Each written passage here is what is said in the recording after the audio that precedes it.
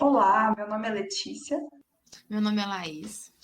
Meu nome é Gabriele e nós somos estudantes de filosofia na Universidade Federal de Uberlândia. Este é o podcast Me Explica Filosofia. Nosso objetivo é que esse podcast seja um pequeno curso de introdução à filosofia, voltado para alunos do ensino médio e curiosos em geral. Nós teremos 8 episódios sobre vários temas, entre eles o que é a filosofia, um pouco de epistemologia e ética e um pouco de filosofia da ciência. Esperamos que vocês gostem e que façam bom proveito desse material.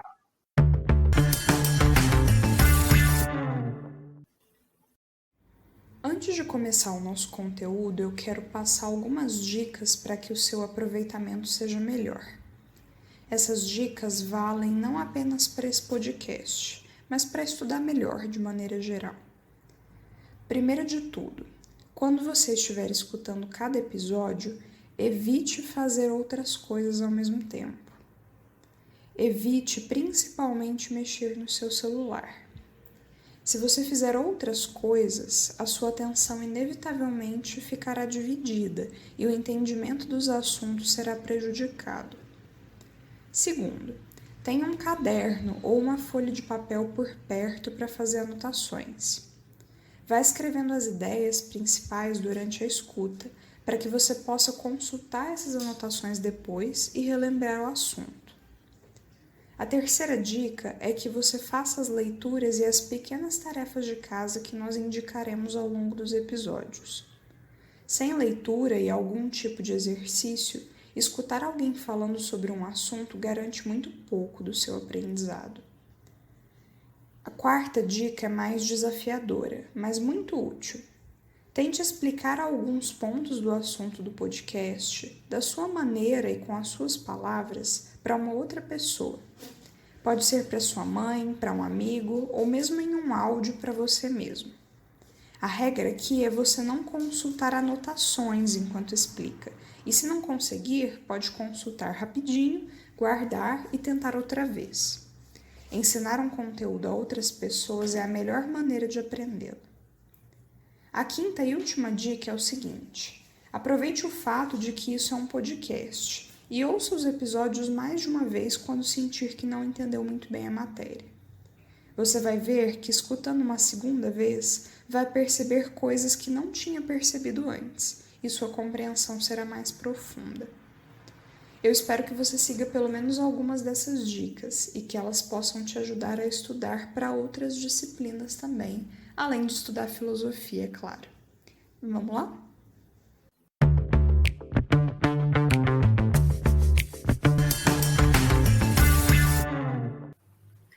Imagine que uma noite, logo antes de ir para a cama, você abre a geladeira de casa e vê que tem uma caixa de leite pela metade. Você quer beber leite no café da manhã do dia seguinte e, já que viu a caixa, pode ficar tranquilo com a crença de que tem leite na geladeira. Mas a noite passa e no outro dia você abre de novo a geladeira e vê que a caixa não está mais lá.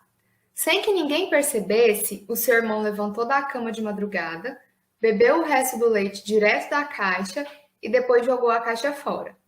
Suponha que seu irmão nunca tinha feito isso, então você não tinha nenhuma razão para pensar que o leite poderia acabar no meio da noite dessa maneira.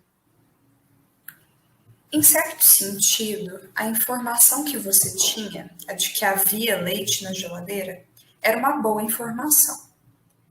Ordinariamente, ver uma caixa de leite logo antes de você e sua família irem dormir é uma razão mais do que suficiente para supor que a caixa continuará lá no dia seguinte. Mas há um outro sentido em que a sua crença de que havia leite na geladeira naquela manhã era uma informação ruim. É claro, era falso que havia leite na geladeira. Existe um defeito na informação, mesmo que você não tivesse condições de saber que seu irmão estranhamente acabaria com a caixa de leite. Como nós podemos falar, ao mesmo tempo, da qualidade e do defeito dessa informação? Você já tem ferramentas para responder a essa pergunta. Lembra da nossa discussão sobre os componentes do conhecimento no episódio passado? Aqui, o defeito da informação é que ela se mostrou falsa. Então, estamos falando do aspecto da verdade ou falsidade de uma certa crença.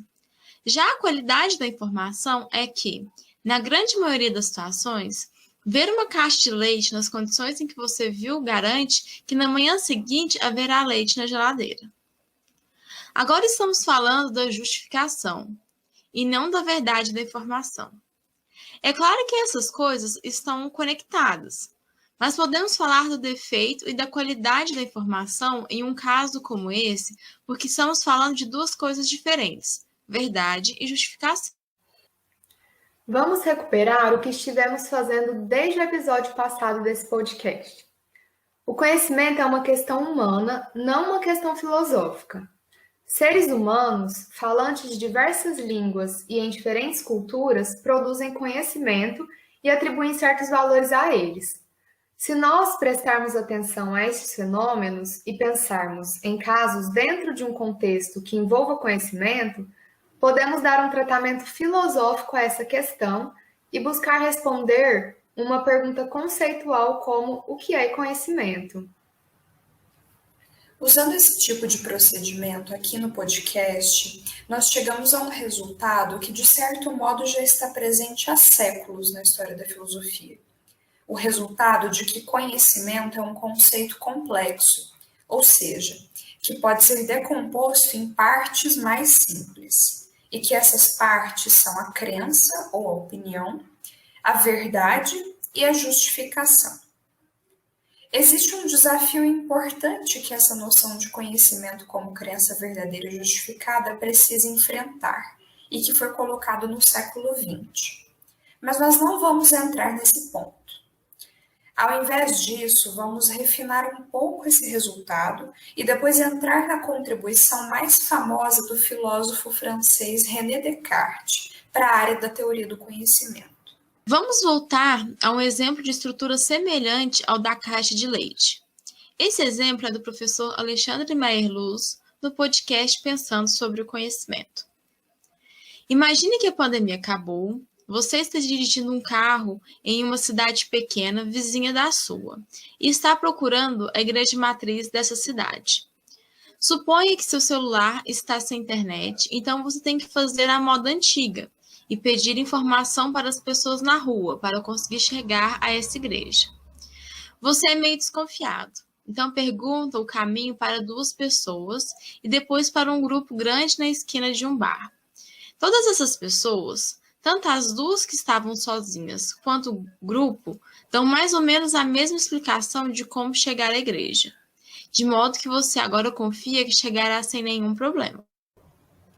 As pessoas que te deram a informação eram todas moradoras dessa cidade e nenhuma delas hesitou em apontar o caminho da igreja matriz. Você dirige por esse caminho e chega a visualizar a calçada em frente à igreja. Mas imagine que uma coisa muito estranha acontece. Você chega lá e a igreja simplesmente desapareceu. Alguém vê a sua cara de espanto e te diz que a igreja de fato era ali, mas 5 minutos atrás apareceu uma luz muito forte no céu e fez a construção desaparecer. Você, um turista que só queria ir à igreja matriz da cidade, acaba de se deparar com um caso esquisitíssimo de abdução alienígena de uma igreja. Esse é um outro caso em que a informação que você tinha não é bem sucedida, porque afinal você não chegou à igreja. Mas será que nós diríamos que os moradores que te deram a informação tinham uma opinião ruim sobre onde era a igreja? Ou foram culpados por você não encontrá-la? Dizer isso seria estranho. Esses moradores provavelmente já haviam passado por aquele caminho, visto a paisagem e chegado à igreja várias vezes no passado. Parece que a opinião deles de que a igreja ficava naquele lugar era justificada por um conhecimento por contato com as ruas da cidade e com a própria construção. E que essa opinião sempre tinha sido correta, verdadeira, além de justificada. Boas opiniões provavelmente são verdadeiras. É claro que qualquer pessoa pode dizer o que dá na telha e estar certa. Mas lembre-se do exemplo do sonho com a festa de aniversário surpresa. A grande maioria das coisas com que nós sonhamos não acontece. E se você sonha que ganhará uma festa surpresa e a festa de fato acontece, esse é um caso de verdade atingida por sorte, não por boa justificação. Você já percebeu que nem sempre a verdade e a justificação coincidem? Nesse ponto, é útil fazer uma comparação entre os casos que estivemos analisando. Pense com cuidado no que te parece mais importante.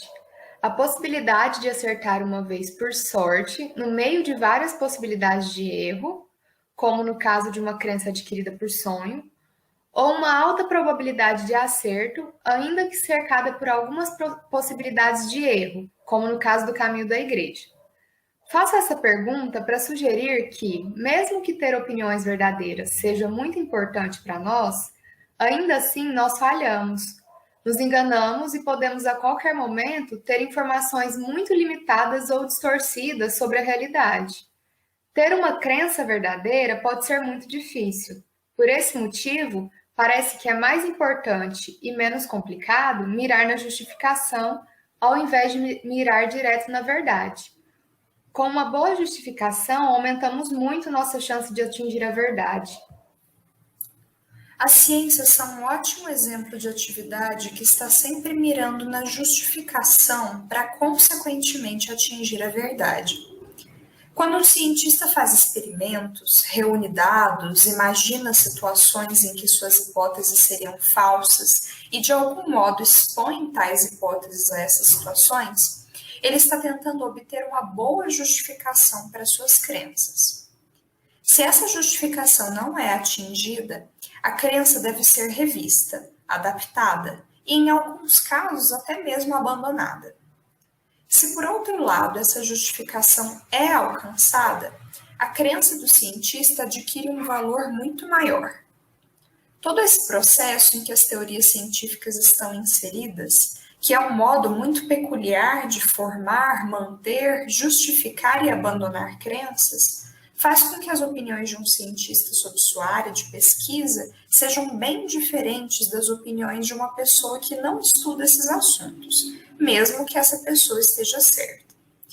Agora você já sabe por que essa diferença existe. Ainda assim, não deixe de ser incômodo pensar que um cientista bem justificado em certa crença pode estar errado, e uma pessoa que não é cientista pode ter a crença oposta e estar certa. Será que existe algum modo de atingir uma justificação tão boa que ela sempre nos leve à verdade? Em outras palavras, podemos justificar nossas crenças de um modo a nunca estarmos errados e atingirmos o estado de certeza sobre essas crenças? Um filósofo muito famoso da história da filosofia tentou responder sim a essa pergunta. Seu nome era René Descartes. Descartes acreditava existir uma maneira de justificar as nossas crenças de um modo tão bom que nunca estaríamos errados. Ele acreditava que poderíamos atingir um estado de certeza sobre as nossas crenças. Para ele, um conhecimento seria seguro, desse modo, se estivesse baseado em crenças indubitáveis, autoevidentes e infalíveis. Crenças cujas justificações fossem boas o suficientes para evitar o erro, eliminar o espaço para falhas e entregarem sempre verdades. Ele buscou chegar até esse conhecimento tendo como ponto de partida a dúvida.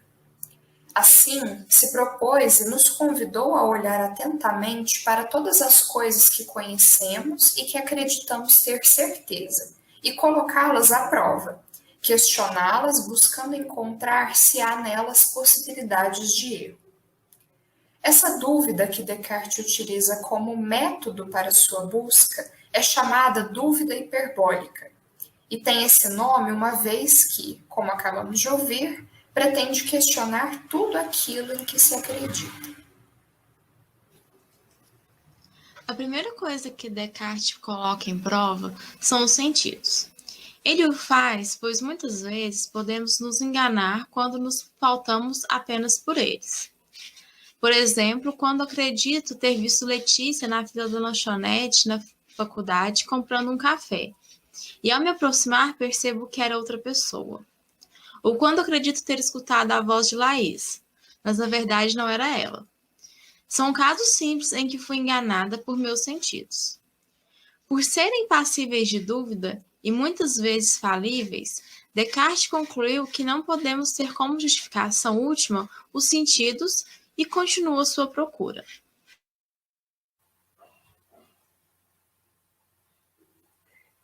Ele passa então a examinar também a razão, e até cogita a possibilidade remota de existência de um Deus enganador capaz de colocar falsas ideias em nossa cabeça.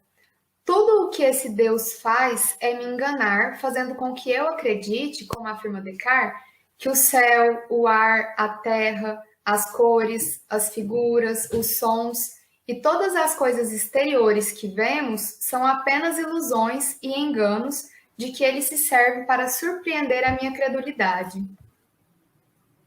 Nesse percurso em que tudo passa pela prova da dúvida cartesiana, tanto os sentidos quanto até mesmo a existência desse Deus enganador, a única coisa da qual Descartes parece não poder duvidar é o fato de que ele duvida. Descartes supõe que, ainda que os sentidos o enganem e que o Deus coloque em sua cabeça ideias ilusórias, ele, Descartes, permanece sendo ainda alguma coisa, permanece duvidando. Ele afirma o seguinte: Notei que, enquanto assim queria pensar que tudo era falso, eu, que assim o pensava, necessariamente era alguma coisa. E notando que esta verdade, eu penso, logo existo, era tão firme e tão certa, julguei que a podia aceitar, sem escrúpulo, para primeiro princípio da filosofia que procurava.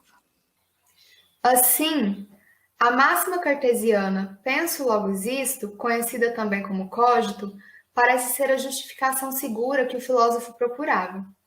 Essa conclusão de que ao pensar ele existe e que disso não pode duvidar, cumpre os requisitos de ser indubitável, autoevidente e infalível, e entrega, tal qual ele procurava, sempre verdades.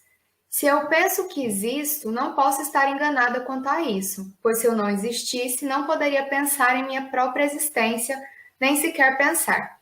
Desse modo, podemos concluir que, de acordo com o percurso tomado por Descartes, a justificação que nos conduz sempre à verdade e nos possibilita ter certezas não está baseada nos sentidos e o que experimentamos a partir deles, mas sim baseada no próprio cogito. Nesse episódio, no episódio anterior, nós abordamos algumas perspectivas relacionadas ao problema do que é o conhecimento. No primeiro episódio, vimos que, de fato, alguns conhecimentos existem e eles se dividem em conhecimentos de saber fazer, saber por contato e saber proposicional, sendo que esse último é o mais trabalhado na filosofia. Além disso, começamos a entender a diferença entre crença ou opinião, verdade e justificação, e a importância do critério de justificação. No episódio de hoje, vimos mais especificamente que crenças, apesar de terem boas justificações, podem não se concretizar como verdadeiras na realidade, ou seja, justificação e verdade nem sempre coincidem. Mas também deduzimos que, apesar de nem sempre crenças justificadas serem verdadeiras, é mais seguro seguir o caminho da boa justificação. Exemplo disso é o método adotado nas ciências, isto é, o da investigação de hipóteses justificadas para saber se são verdadeiras. Por fim, conhecemos René Descartes. Descartes foi um filósofo que, em parte de seus estudos, abordou justamente o problema de qual seria uma justificação forte o suficiente para atingir conhecimentos que fossem seguramente verdadeiros. Ao buscar justificativas para além dos seus sentidos e da sua própria razão, ele concluiu que a única base segura para a construção de qualquer conhecimento é a crença em sua própria existência enquanto ser pensante. Mas a busca por bases seguras para o conhecimento é feita por diversos filósofos ao longo da história da filosofia, e essa é uma das respostas clássicas oferecidas ao problema de como o conhecimento pode ser justificado e verdadeiro. No próximo episódio, trataremos sobre questões relacionadas à área da filosofia conhecida como filosofia da ciência. Pontos que abordamos nos episódios sobre epistemologia forneceram conceitos importantes, como justificação e verdade, que ajudarão a construir uma melhor compreensão dos temas trabalhados no próximo episódio. Como tarefa de casa, indicamos que leiam o texto que está disponível no site Crítica na Rede, chamado O que é Esclarecimento, do filósofo Immanuel Kant. Este texto irá fazer uma importante ligação entre o episódio de hoje e o próximo episódio, além de ser um texto muito importante para a história da filosofia. Bom, gente, então nós vamos ficando por aqui. Até mais. Até mais. Até a próxima. Tchau, pessoal. Até o próximo episódio. Para esse episódio, nós utilizamos as seguintes referências. O texto Penso, Logo Existo, do Desidério Murcho, disponível no site Estado da Arte. O texto O Fundacionalismo de Descartes, do Arthur Polônio, disponível no site Crítica na Rede. O texto Epistemologia, da Célia Teixeira, presente no livro Filosofia, uma Introdução por Disciplinas. O livro Compêndio de Epistemologia, organizado pelo John Greco e o Ernest Sousa. E, por fim, o podcast do professor Alexandre Mayer-Luz, Pensando sobre o Conhecimento, que pode ser encontrado no Spotify. Nós queremos deixar aqui também o nosso grande agradecimento ao professor Alexandre, que nos ajudou na elaboração desse roteiro, e agradecemos a sua atenção.